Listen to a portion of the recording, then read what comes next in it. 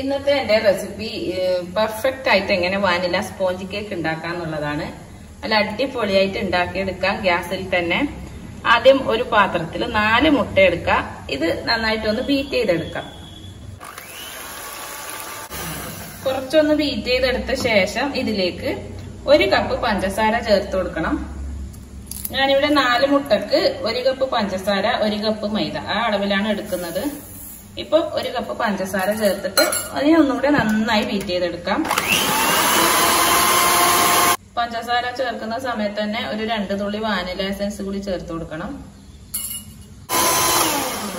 ഇതിപ്പോ നന്നായി ബീറ്റ് ചെയ്തെടുത്തിട്ടുണ്ട്.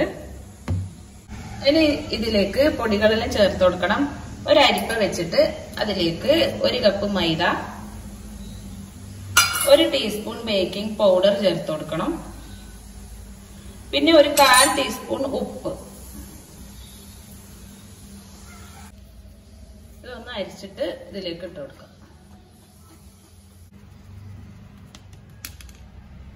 ഇനി നമുക്കിതൊരു സ്പൂൺ കൊണ്ട് മെല്ലെ മിക്സ് ചെയ്തെടുക്കാം. ഇനി ഇതിലേക്ക് ഒരു 4 ടേബിൾ സ്പൂണോളം മെൽറ്റാക്കിയ ബട്ടർ ചേർത്ത് കൊടുക്കണം. നിങ്ങൾക്ക് വേണമെങ്കിൽ ഗീ വേണമെങ്കിലും യൂസ് ചെയ്യാം. എന്നിട്ട് ലോ സ്പീഡിൽ ഒരു 1/2 മിനിറ്റ് ഒന്ന് ബീറ്റ് ചെയ്തെടുക്കാം. ബീറ്റ് ചെയ്തെടുത്തിട്ടുണ്ട്. ഇനി നമ്മൾ കേക്ക് ഉണ്ടാക്കുന്ന പാത്രത്തിൽ നന്നായി ഗീയോ ബട്ടറോ തടവി കൊടുക്കാം. അതിനുശേഷം ബാറ്റർ അതിലേക്ക് ഒഴിച്ചു കൊടുക്കാം. ഒന്ന് തട്ടിക്കൊടുക്കാം. ഞാനിവിടെ ഒരു പാന് 5 മിനിറ്റായി നല്ല ചൂടാക്കി എടുത്തിട്ടുണ്ട്. അതിലേക്ക് ഇത് വെച്ചു കൊടുക്കാം. ഇനി 1 മിനിറ്റിന് ശേഷം തീ കുറച്ച് വെച്ച് ഒരു 30 മിനിറ്റ് 25 to 30 മിനിറ്റ് വെച്ചു കൊടുക്കണം. ഇതിപ്പോ കറക്റ്റ് 30 മിനിറ്റ് ആയിട്ടുണ്ട്. കേക്ക് നന്നായി വന്നിട്ടുണ്ട്. നിങ്ങള് ഒരു 25 മിനിറ്റിന് ശേഷം ഒന്ന് നോക്കുക. അതായിട്ടില്ലെങ്കിൽ 5 മിനിറ്റ് കൂടെ വെച്ചു കൊടുക്കാം. വേണമെങ്കിൽ ഈ സൈഡും ഒന്ന് ഒരു ഫ്രൈ പാനിൽ ഇട്ട് കൊടുത്തിട്ട് ഒരു 1 മിനിറ്റ് ഗ്യാസിൽ വെച്ചു കൊടുക്കാം. ഒന്ന് ഈ പാനിലേക്ക് മറിച്ചിട്ട് കൊടുക്കാം. മറിച്ചിട്ട് കൊടുത്തിട്ടുണ്ട്. നല്ല സോഫ്റ്റ് ആയിരിക്കും ഈ കേക്ക്.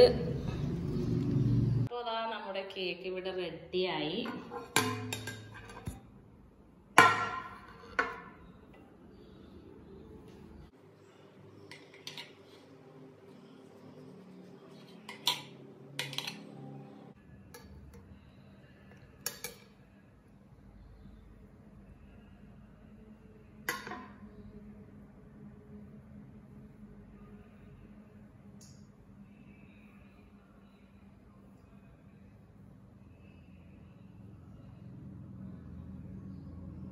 അപ്പോൾ കേക്ക് എല്ലാവരും ട്രൈ ചെയ്ത് നോക്കി അഭിപ്രായങ്ങളൊക്കെ അറിയിക്കുക. വീണ്ടും നല്ലൊരു വീഡിയോയുമായി നമുക്ക് വീണ്ടും കാണാം.